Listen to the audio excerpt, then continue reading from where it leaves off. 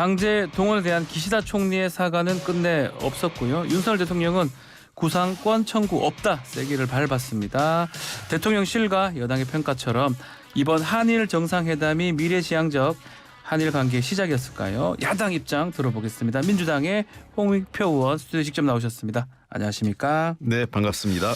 자, 의원님 오시는데 좀 안개 같은 게 많이 짙지 않던가요? 예, 특히 월드컵 대교 네. 건너오는 그 길이 굉장히 안개가 껴서 예. 오늘 아침에 운전하실 때 굉장히 주의하셔야 될 것 같습니다. 예, 맞습니다. 지금 서해안하고 정말 안개가 짙기 때문에 조심해야 될 것 같습니다. 바로 질문 드려보겠습니다. 민주당이 여전히 구한말식 죽창가 외치면서 수국 꼴통 같은 반일 선동질을 한다. 무책임한 선동. 이게 국민의힘 김기현 대표의 SNS 글입니다. 또 네. 박진 장관이나 김태호 차장 같은 나와서 대통령 성과, 방일 성과를 부각하는 모습인데요. 이번 정상회담 결과 야당은 어떻게 보고 있습니까? 우선 김기현 대표 말이 매우 거칩니다. 네. 어쨌든 당 대표가 되셨잖아요.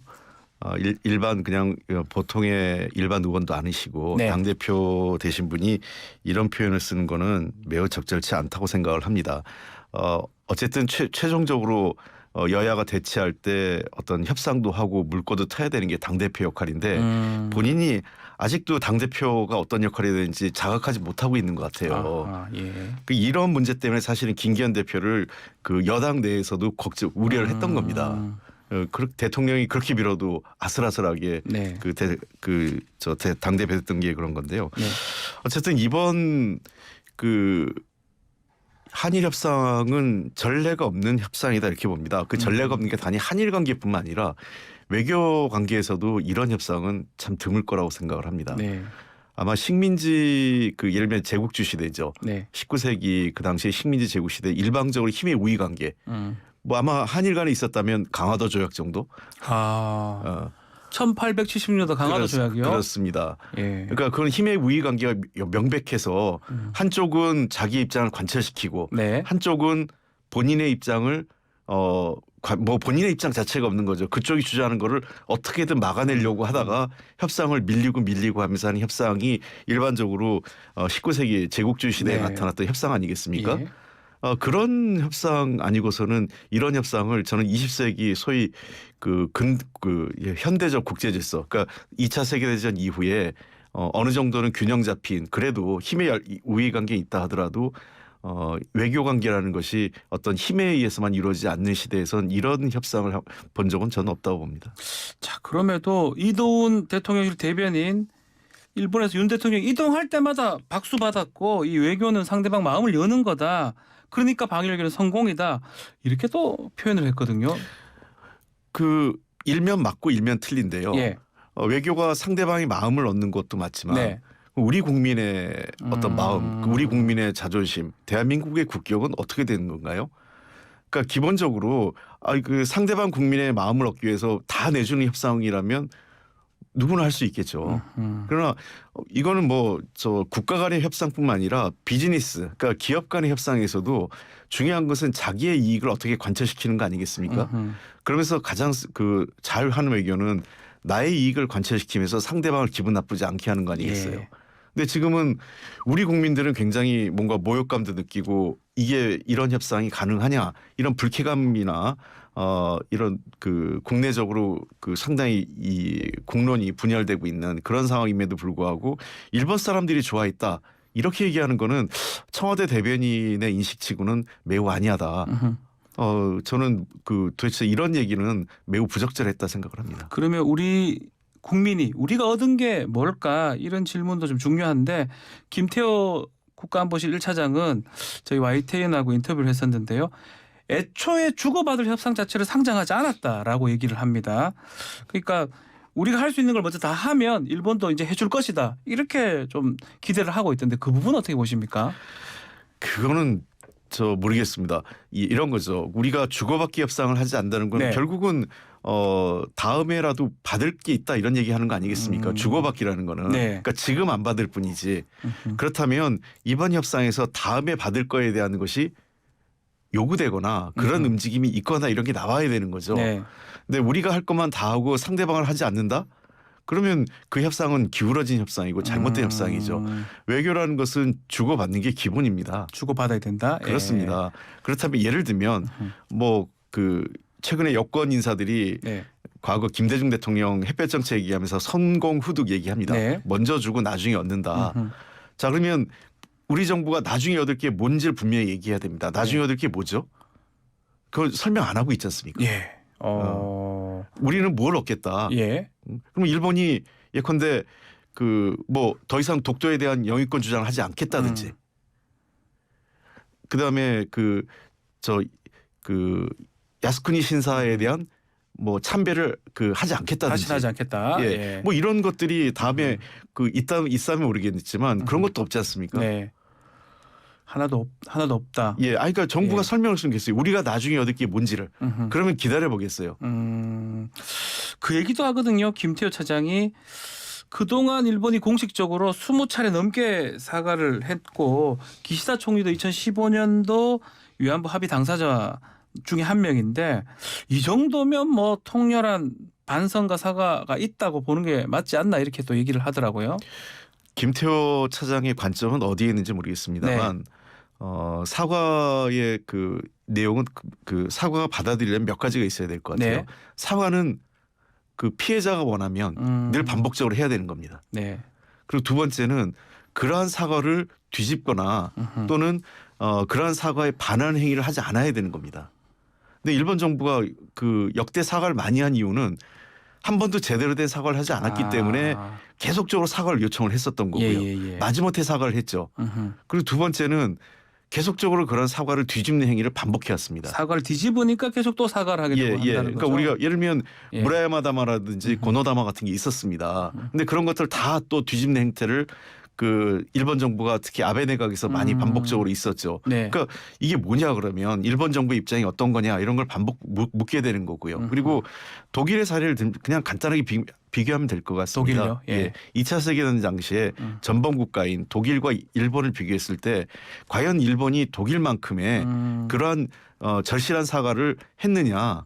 그다음에 피해 국가나 피해자들에게 그 동의를 구하거나 그분들에게 마음속으로 인정받을 수 있을 만큼의 행동을 했느냐에 대해서 그 김태호 차장이 설명했으면 좋겠어요. 그 본인은 이 20차례가 충분하다고 하는데 저는 그렇지 않습니다. 사과라는 거는 늘 할 때마다 반복하는 거고요. 네.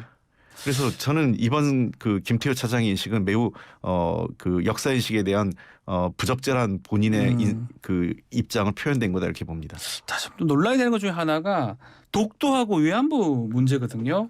일본에서는 얘기가 됐다고 하고 우리는 이거 얘기한 건지 안 한 건지 좀 애매하게 지금 다들 답변을 하고 있는 상황입니다. 그 부분 어떻게 보십니까? 재밌는 말을 했어요. 김태호 네. 차장은 제 기억엔 없다. 네. 그다음에 박진 장관은 논의가 없었다. 이렇게 얘기합니다. 예. 이 얘기는 뒤집어 얘기하면 김태호 이게 기억이 없었다고 하는 게 전형적으로 이 나중에 검찰 조사 들어갔을 때 유죄로 인정받는 사람들의 표현이거든요. 네. 기억이 없다. 기억이 예. 없다. 예. 왜냐하면 거짓말을 해서는 안 되니까. 나중에 문제가 되면 내가 기억을 있었는데 기억을 못한 거다라고 하면 거짓말한 거 아니지 않습니까? 그렇죠. 그러니까 빠져나가는 전형적인 그 뭐랄까 이게 수사적 표현이에요. 예. 그러니까 저는 바로 그랬으면 일본에서 그런 언론이 흘러나왔을 때 우리 정부가 전혀 사실 무근이다라고 항의하고 네. 일본 정부에서도 총리실에서도 확인해 줘야죠. 그런 논의가 언급조차 없었다든지 논의가 안 됐다든지라는 거를 일본 총리실에도 합의를 확인을 해 줘야 되는데 네.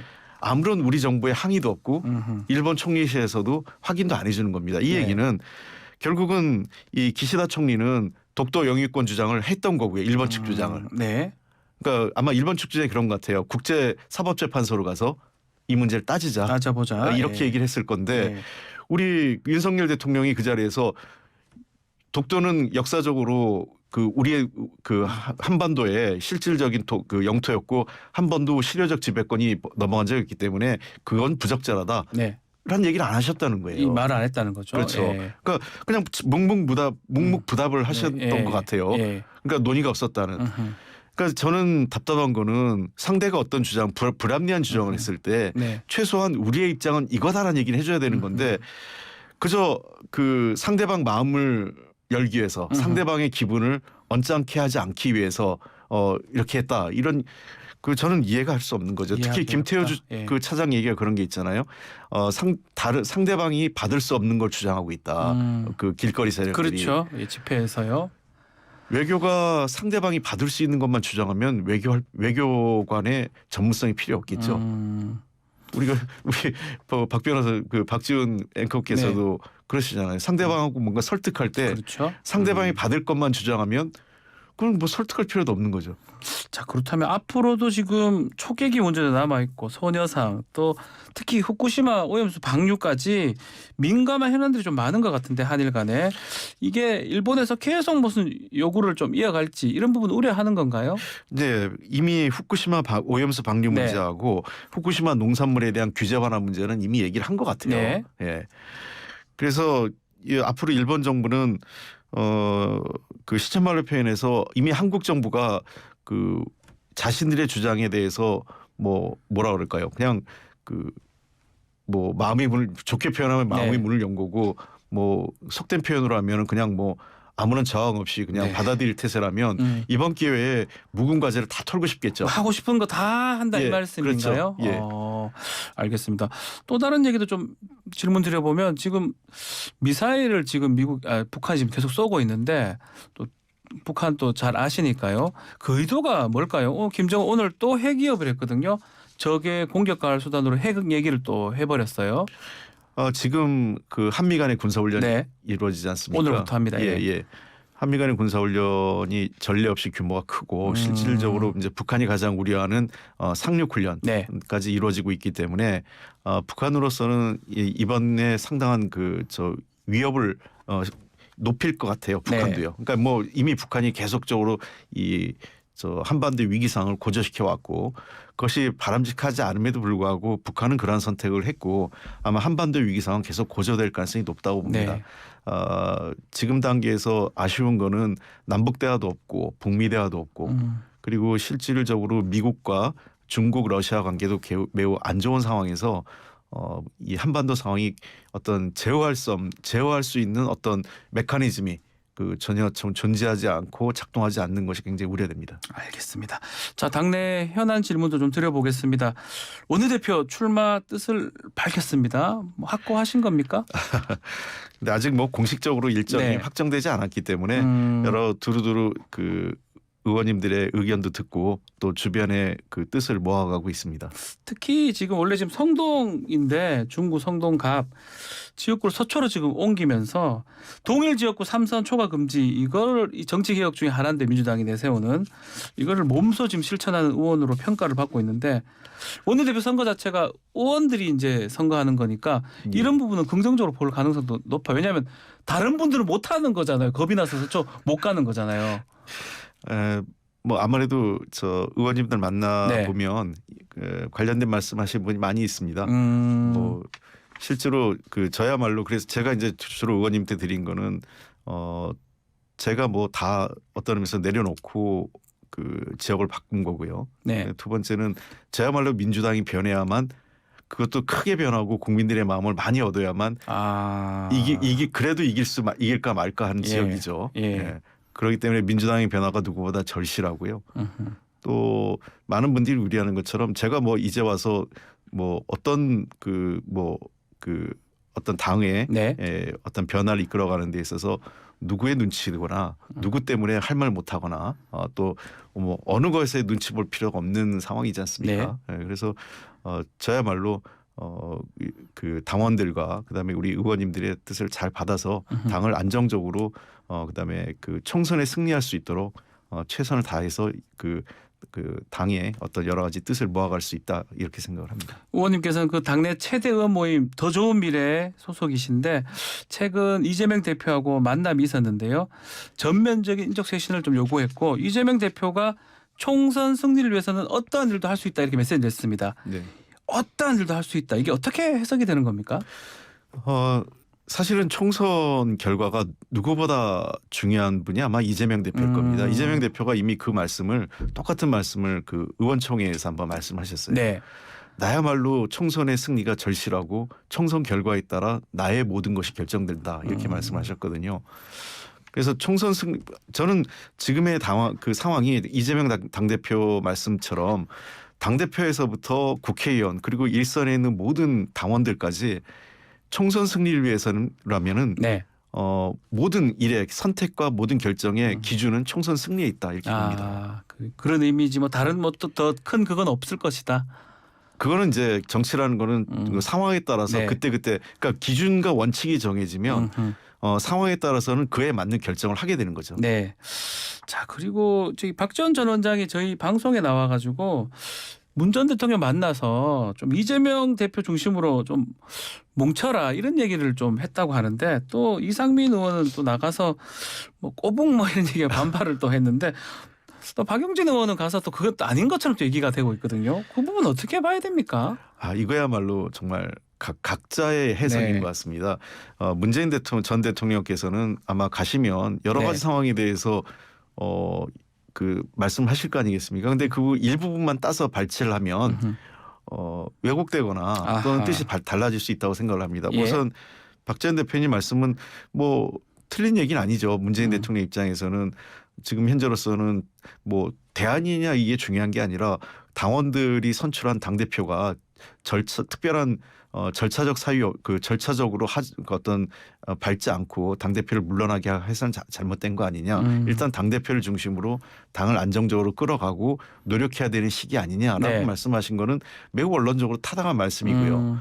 근데 또 이상민 의원이 얘기하신 거는 뭐 좀 표현이 좀 지나치긴 네. 했지만 뭐 어떤 생각을 하는데 누가 얘기했다고 다 따라야 되느냐 이런 예. 표현인 거죠. 그러니까 예.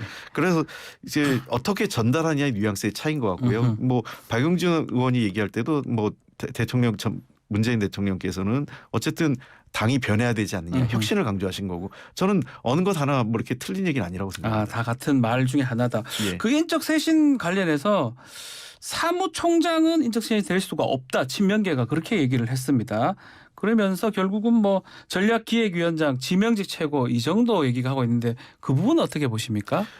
뭐 저는 지금 딱 누구를 찍어서 네. 뭐 누구는 쇄신 대상이고 누구는 아니고 뭐 이렇게 얘기하는 것 자체가 좀 맞지 않고요. 네. 아까 말씀드렸지만 당 대표가 모든 판단하실 겁니다. 인사권을 가지고 있고 의견을 두루두루 들을 거고요. 네. 가장 중요한 거는 저는 뭐 적재적소에 그만한 경력과 어떤 그 역량을 가진 사람을 임명했느냐 안 했느냐가 중요할 것 같습니다. 예. 그러니까 그 얘기는 총선 승리를 하기 위해서는 사무총장은 사무총장에 맞는 역량이 필요하고 전략기획위원장도 그에 따른 역량과 경험이 필요하고 각각 당직에 따라 필요하거든요. 네. 그래서 그러한 사람을 임용했느냐 안 했느냐 또 뭐 걔가 필요한 게 아니고 그 그렇습니다. 사람이 능력이 필요하다는 거네요. 예, 그렇습니다. 지금 자꾸 뭐 이재명 대표와 가깝냐 아니냐, 네. 뭐 친명이냐 아니냐. 저는 우리 당이 더 이상 친명, 뭐 반명, 뭐 이런 논쟁보다는 정명과 공명으로 갔으면 좋겠습니다. 예, 알겠습니다. 자, 마지막으로 질문 좀 드려보겠습니다. 이제 결국은 제3자 변제안으로 좀 됐는데 민주당이 이제 할 수 있는 거 또 국정조사 할 수 있다 그렇게 말씀을 하셨던 것 같아요. 어떻게 하는 겁니까 앞으로? 저는 이게 위법 소지가 여전히 남아 있다고 생각합니다. 법률 위반이 있다는 거죠? 예. 뭐 변호사시니까 더 네. 하겠지만 제3자 변제안에 대해서는 이게 현행법에 완전 문제가 되거든요. 민법. 예. 당사자가 동의하지 않는 속에서 제3자가 변제하는 건 지금 법적으로 이게 불가하고요. 네. 또 현재 대법원의 판례가 분명히 남아 있습니다. 그러니까 대법원에서는 구상 청구권을 인정을 했거든요. 이러한 네. 문제가 해소되지 않은 상태에서 정부가 일방적으로 제3자 변제안으로 가는 것 자체가 이건 위법 소지가 있는 거죠. 네. 대통령이라 하더라도 법률을 위반할 수는 없는 거고 문재인 정부 때 여러 가지 해법 중에서 일본 정부가 동의하지 않아서 못 넘어간 게 결국은 우리 법률을 넘어설 수 없었기 때문에 그랬거든요. 네. 그렇다면 나중에 어떤 상황이 바뀌거나 또는 윤석열 정부가 결국은 임기 앞으로 4년 남았는데 네. 이 4년 남은 정부가 끝났을 때 이 문제가 다시 논의가 안 되겠습니까? 그러면 저는 이번에 관여했던 모든 사람들이 법률 위반 여부를 따질 수밖에 없고 또 관련돼서 국정조사를 할 수밖에 없다고 생각합니다. 국정조사 지금 바로 할 수도 있는 겁니까? 지금 필요하면 한번 논의를 해볼 필요는 있겠죠. 예. 알겠습니다. 자주 좀 출연 좀 부탁드리겠습니다. 원내대표 출마가 확실할 때 그때 한번 더 나와주시면 좋을 것 같습니다. 뭐 확정되면 다시 한번 말씀드리겠습니다. 알겠습니다. 자, 오늘 말씀 여기까지입니다. 홍익표 더불어민주당 의원이었습니다. 감사합니다. 네, 고맙습니다.